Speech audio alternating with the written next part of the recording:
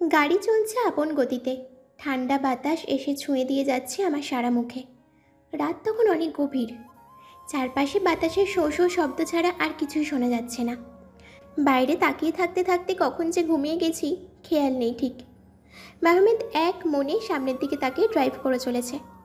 ঘুমের মাঝেই কখন যেন ওনার কাঁধে মাথাও রেখেছি, নিজেই জানি না। সেটা অবশ্য বুঝতে পারলাম ঘুম ভাঙার পরে। পৌঁছাতে পৌঁছাতে ভোর হয়ে গেল। গাড়ি এসে থামলো একটা বাংলোর সামনে। গাড়ি থেকে নামতেই একজন লোক এসে মেহমেদকে হেল্প করছেন ব্যাগগুলো নামাতে। ব্যাগগুলো নামিয়েই আমার সামনে এসে আমাকে সালাম দিল লোকটি। আমি সালামের জবাব দিতেই সে বলল, আসুন ম্যাডাম, ভিতরে আসুন। স্যার, আপনিও আসুন। বলেই ব্যাগগুলো নিয়ে বাংলোর ভেতরে চলে গেলেন। বাংলোটা দেখতে বেশ বড়, আর ভেতরে গিয়ে দেখলাম আধুনিকতায় সব ধরনের ছোঁয়া রয়েছে বাংলোটাতে। কিন্তু বাইরের থেকে দেখে মনে হবে পুরনো দিনের বাংলোর মতো ডিজাইন। আমি ঘুরে ঘুরে দেখছিলাম সবটা। তখনই মেহমেদ আমার নাম ধরে ডাক দিলেন।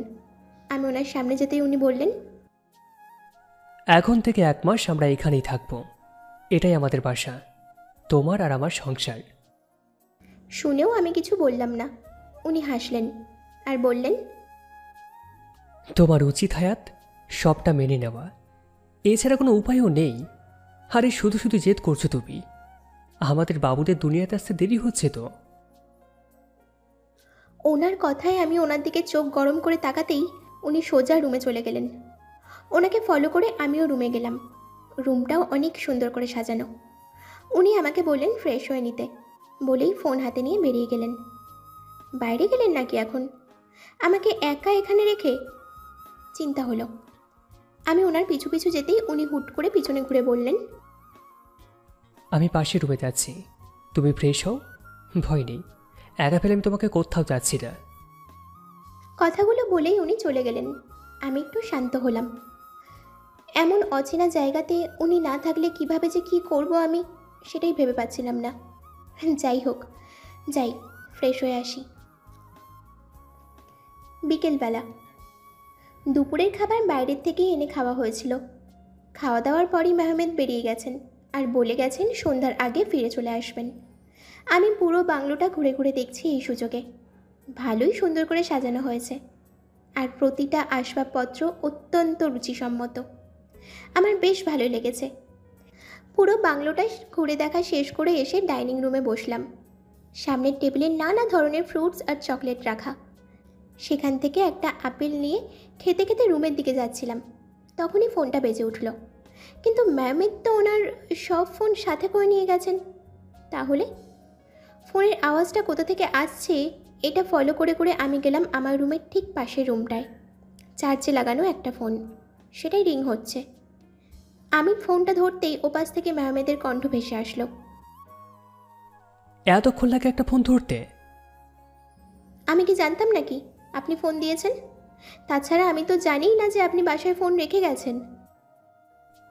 আমার ফোন না ওটা। আমি একটু অবাক হলাম, জিজ্ঞেস করলাম, তাহলে কার? তোমার।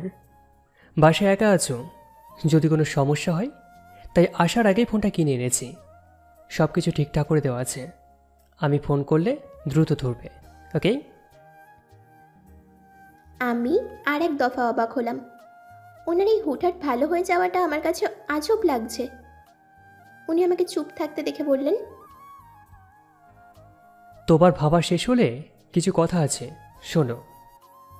হুম, বলুন। রেডি হয়ে থেকো, কাবাডে তোমার জামা কাপড় রাখা আছে। আমি এসে যেন দেখি তুমি রেডি হয়ে আছো। ওকে, বাই। ব্যাস বলেই কলটা কেটে দিলেন উনি। আমার উত্তর শোনার প্রয়োজন বোধ করলেন না। আজব লোক তো। আর যাবই বা কোথায়, কিছুই তো বললেন না। উফ, এমন কেন উনি? সন্ধ্যা শেষ হওয়ার আগের মুহূর্তে উনি এলেন। আমি কালো রঙের একটা শাড়ি পরেছি। উনি এসেই আমাকে এক পলক দেখে রুমে চলে গেলেন। 10 মিনিটের মধ্যেই ফ্রেশ হয়ে ব্ল্যাক স্যুট পরে আসলেন আমার সামনে। আমাকে বললেন, আরে চলো, লেট হয়ে যাচ্ছে। আমি মাথা নাড়িয়ে হ্যাঁ বলে পিছু পিছু গেলাম। গাড়িতে বসতেই উনি সিট বেল্ট লাগিয়ে দিতে এলেন। আমি তখন বললাম, আমি পারবো। আমি দিলে সমস্যা কি? না, সমস্যা নাই। হুম। ওনাকে আজব লাগে, কেমন চোখে চোখ রাখেন না আমার, অথচ আমার চোখের দিকেই তাকিয়ে উনি কথা বলেন সব সময়। আমার ভাবনার সুতো কাটলো ওনার ডাকে। হায়াত, এসে গেছি। আমি গাড়ির ভেতর থেকে বাইরে দেখলাম, এটা একটা পার্টি হল। বাইরে অনেকগুলো গাড়ি দাঁড় করানো, জায়গাটা পার্কিং এরিয়া। আমি গাড়ি থেকে নেমে দাঁড়ালাম। মেহমেদ গাড়ি পার্ক করে এসে আমার হাতটা ধরলেন। আমি এক পলক তাকালাম ওনার দিকে। উনি সোজা তাকিয়ে আছেন, হাত ধরে ভেতরে নিয়ে গেলেন। অনেক মানুষ এখানে, তাদের কাউকেই আমি চিনি না। একটু একটু অস্বস্তিও হচ্ছে যার জন্য। আমি সেটা মেহমেদকে বুঝতে দিলাম না। আমরা ভেতরে যেতেই একজন ভদ্রলোক এগিয়ে এলো। অবশেষে এলে, তোমার জন্য কখন থেকে ওয়েট করছিলাম। তুমি যে এবারের ইলেকশনটাও জিতবে আমি জানতাম।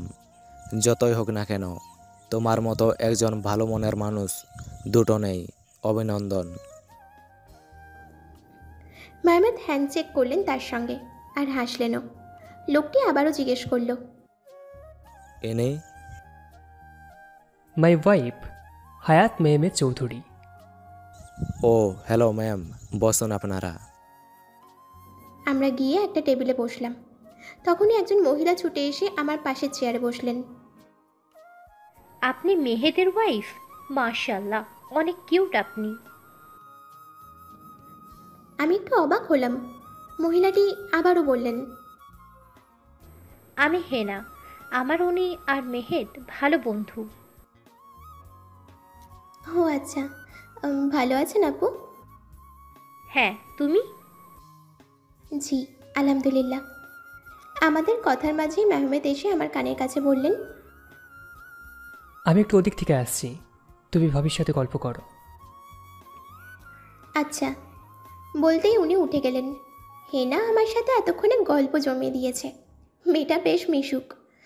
বিয়ে হয়েছে 1 বছর, তবে এখনও কোনো বাচ্চা কাচ্চা হয়নি। হেনার বরের নাম আশরাফ। আমাদের গল্পের মাঝেই অ্যানাউন্সমেন্ট হলো ডান্সের জন্য। এটা শুনে হেনা আমাকে বলল, ভাবি, আপনি আর ভাইয়াও ডান্স করেন না? আমি চমকে উঠলাম। বললাম, আরে না না আপু। কেন? দেখো, আমি জানি না, তোমাদের বিয়ের মাত্র 2 কি 2.5 মাস হয়েছে। এখনও তোমরা এতটা ফ্রি হওনি একজন আরেকজনের সাথে, কিন্তু তাই বলে কি এমন একটা মুহূর্ত মিস করবে? এইটাই সময়, মেমোরি বানাও। পরে বাচ্চা কাচ্চা হয়ে গেলে কিন্তু আফসোস করবে। হেনা আপুর কথায় আমি লজ্জা পেলাম। আশেপাশে তাকিয়ে মেহমেদকে খোঁজার চেষ্টা করলাম, কিন্তু না, মহাশয়ের কোনো পাত্তা নেই। হয়তো অন্য কোথাও আছে। আমি মাথা ঘামালাম না। হেনা এতক্ষণে ওর 1 বছরের সংসারের সব গল্পই প্রায় করে ফেলেছে আমার সাথে। আমিও শুনছি, টুকটাক কথা আমিও বলেছি। হঠাৎ লাইটস অফ হয়ে গেল। ডান্স ফ্লোরের দিকে আলো জ্বলে উঠল। সবার চোখ এখন সামনের দিকে। আমিও তাকালাম। তুমসে মোহাব্বত হ্যাঁ গানটা শুরু হলো। বেশ কিছু কাপলস ডান্স করতে লাগলো। হঠাৎ মেহমেদ কোথা থেকে এসে আমার সামনে দাঁড়ালেন। এসো।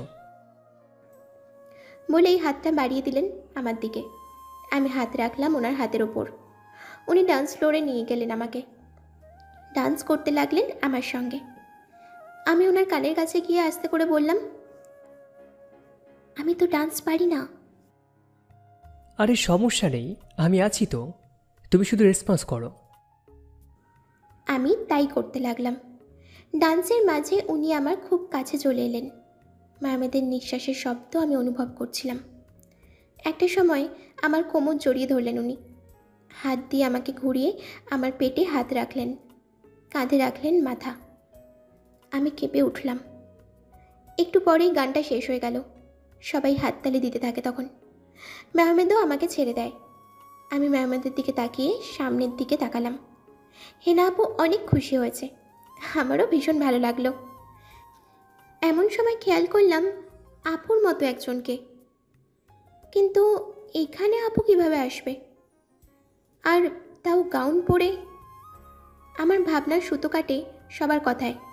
সবাই বলছে পার্টনার চেঞ্জ হবে এবার, সেটাতে আমাদের পার্টিসিপেট করতে হবে। আমি না বলতেই যাচ্ছিলাম, কিন্তু মেহমেদ তখন হ্যাঁ বললেন। আমি মেহমেদের কাছে গিয়ে বললাম, আপনি হ্যাঁ বললেন কেন? এমনিতেই আমি ডান্স পারি না, তার উপর আবার পার্টনার চেঞ্জ। মেহমেদ হাসলেন, আবার সেই রহস্যময় হাসি। একটু পরেই আবার ডান্স ফ্লোরে গেলাম। গান শুরু হলো, তুম হি হো। ডান্সও শুরু হলো। একটু পরেই পার্টনার চেঞ্জ হয়ে গেল। আমার সামনে এলো আশরাফ ভাইয়া। ভাইয়া আমাকে বোনের মতো ভাবেন, সেটা তখন কথা হওয়ার সময় বলেছেন, এমনকি এখনও আমাকে সেটাই বললেন। আপু, আপনি ঠিক আছেন? হুম। হঠাৎ করেই মেহমেদের দিকে খেয়াল হতেই আমি থমকে গেলাম। খুব ক্লোজ হয়ে কারোর সাথে ডান্স করছে। আমি ডান্স করা অফ করে দাঁড়িয়ে গেলাম, বোঝার চেষ্টা করছিলাম এটা কে। তখনই আমি দেখলাম এটা মিলা আপু। আমি অবাকের চরম পর্যায়ে চলে গেলাম। আশরাফ ভাইয়া বললেন, এটা কে ভাবি? ভাইয়ের সাথে এত ক্লোজ হয়ে ডান্স করছে, তবুও ভাই কিছু বলছে না। আমার চোখে পানি চলে এলো। না, অনেক হয়েছে, আমি ভুল দিকে যাচ্ছিলাম। মেহমেদ যেখানে, আপুও সেখানে। এতে তো বোঝাই যায় ওরা দুজন দুজনকে অনেক বেশি ভালোবাসে। ওই দিন রিসর্টে যেসব কথাগুলো শুনেছিলাম সেগুলোই ঠিক। আমি কি করে এতটা ভুল করলাম? কিভাবে আমি বিশ্বাস করতে শুরু করলাম যে মেহমেদ কোনো ভুল করেনি? হয়তো আমাদেরই বুঝতে ভুল হয়েছিল সেদিন। আমি আর এক মুহূর্ত ওখানে দাঁড়ালাম না, ডান্স ফ্লোর থেকে নেমে গেলাম। দরজা দিয়ে বের হওয়ার সময় পিছন ফিরে দেখলাম ওরা ডান্স করতে ব্যস্ত। হাতের কনুই দিয়ে চোখ মুছে বেরিয়ে এলাম। এলোমেলো পায়ে হাঁটতে থাকলাম। তখন টলমল পায়ে হাঁটতে হাঁটতে কখন যে রোডের মাঝখানে চলে এসেছিলাম বলতে পারি না। গাড়ির প্রচণ্ড জোরে হর্ন কানে এলে পিছন ফিরে তাকাতেই লাইটটা এসে চোখে পড়ল। ব্যাস, তারপর আর কিচ্ছু জানি না। ওখানেই লুটিয়ে পড়ি আমি। পরের দিন সকালে জ্ঞান ফিরতেই হসপিটালের বেডে নিজেকে আবিষ্কার করি। মাথায় যে ব্যান্ডেজ করা আছে সেটা তখনও পর্যন্ত বুঝতে পারছিলাম না। আমি উঠে বসার চেষ্টা করতেই একজন নার্স এসে আমাকে বলে, উঠবেন না, আপনার রেস্ট প্রয়োজন। আমি নার্সকে জিজ্ঞেস করলাম, আমাকে এখানে কে এনেছে? ওসমান স্যার। আমি চিনতে পারলাম না, তাই আবারও জিজ্ঞেস করলাম নার্সকে। নার্স বলে উঠল, আপনি ওসমান স্যারকে চেনেন না? উনি তো একজন বড় রাজনীতিবিদ। আমি চমকে গেলাম। আবারও রাজনীতিবিদ? এক রাজনীতিবিদের কাছ থেকে দূরে এলাম, এখন আবার একজন অন্যজনের পালায় পড়তে হলো। আমি আর কিছু ভাবতে পারলাম না। মাথায় প্রচণ্ড ব্যথা শুরু হলো। নার্স আমাকে বলল, আপনি মাথায় প্রেশার দিবেন না, না হলে আপনার বড় ক্ষতি হয়ে যাবে। আমি হাসলাম মনে মনে। যার জীবনটাই ডুবে গেছে ক্ষতি দিয়ে, তাকে আবার ক্ষতি হওয়ার ভয় দেখাচ্ছেন কেন? আমি দু চোখ বন্ধ করে নিলাম। কিছুক্ষণ বাদেই কিছু মানুষের কথা কানে আসতে আস্তে আস্তে চোখ খুলে দেখতেই দেখি ডক্টর দাঁড়িয়ে, এবং তার সামনে একজন দাঁড়িয়ে আছেন, কিন্তু মুখ দেখা যাচ্ছে না। ডক্টরের সাথে কথা শেষ করে এবার তিনি আমার সামনে আসলেন। ডক্টর আমাকে চেক আপ করে কেবিন থেকে বের হয়ে গেল। ডক্টরের সাথে আসা লোকটি রয়ে গেল। উনি এসে আমার পাশে রাখা চেয়ারে বসলেন। আমাকে বললেন, আপনি কি ঠিক আছেন? হুম বলেই চোখ বন্ধ করে নিলাম।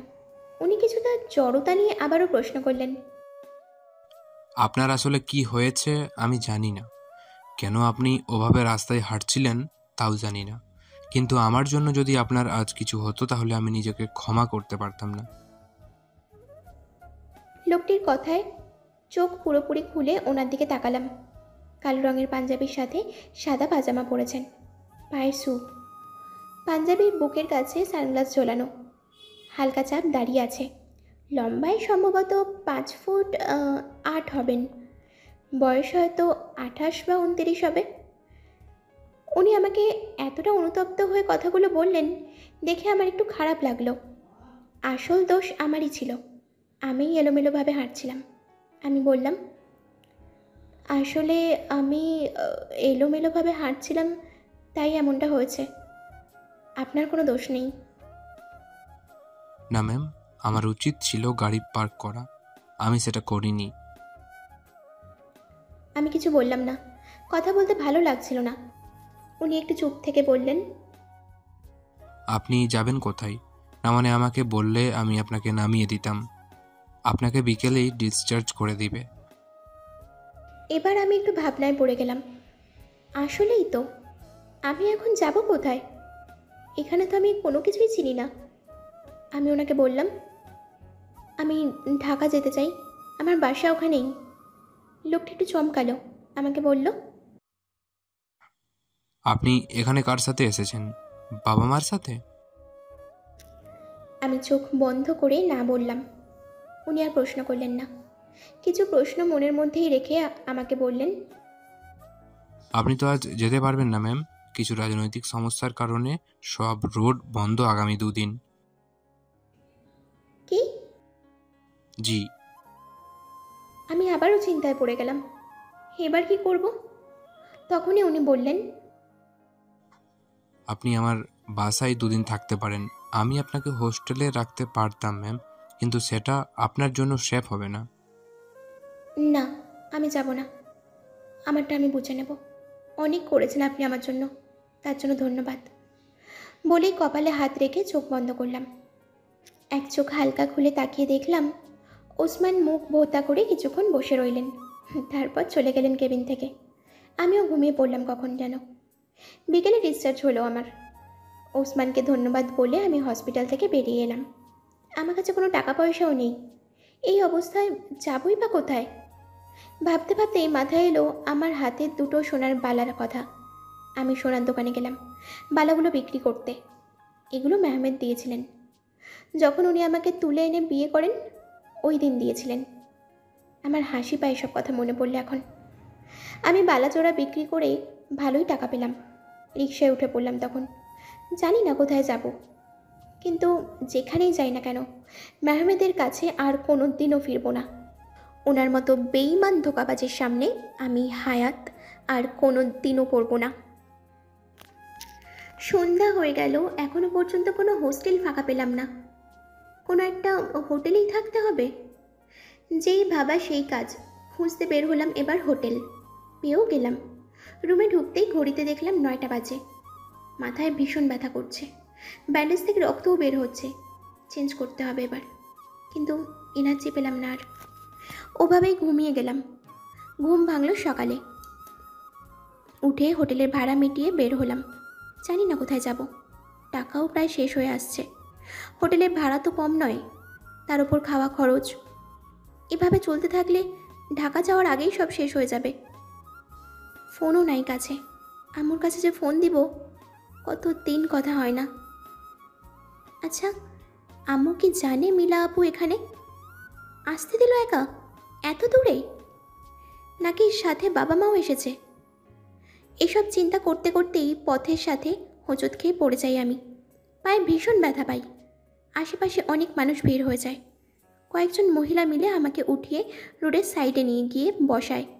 পা থেকেও রক্ত বের হচ্ছে। ব্যাগে পানির বোতল ছিল, সেটা বের করে পায়ে ঢালতেই জ্বলে উঠল পুরো। চোখ বন্ধ করে সহ্য করলাম। তখনই ভিড় ঠেলে ভেতরে এলেন ওসমান। এসেই আমাকে বললেন,